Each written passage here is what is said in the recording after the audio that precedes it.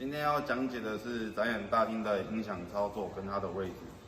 它的位置呢就在 B 栋跟 C 栋的中间。门口走进来，到柜台这边，看后面会有一扇门，打开就会看到我们今天要操作的音响。它的使用目的呢是让住户能听得到音乐，有个舒服的环境。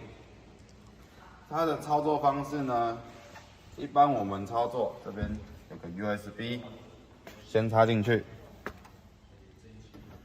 然后开下面的立体主机音响，这边有个电源键，按下去，它就会亮绿灯。亮绿灯之后，再来到上面黑色主机，打开电源。好，这时候打开电源，等一下，让它等到1至2秒。好，2秒等完之后，这边有个开启，按开启。再来跳到第3格这边，我们只需要看到这边会出现，这边有出现21跟 F， 还有 ALL， 开到 ALL 它就是循环。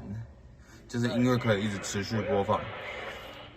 音乐调整呢就在这边。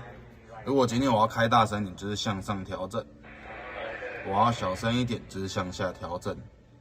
好，以上就是它的操作方式。然后它的关掉部分呢也很简单，按第一个，好，这样就停了。再来关掉这些电源，还有下面这个电源。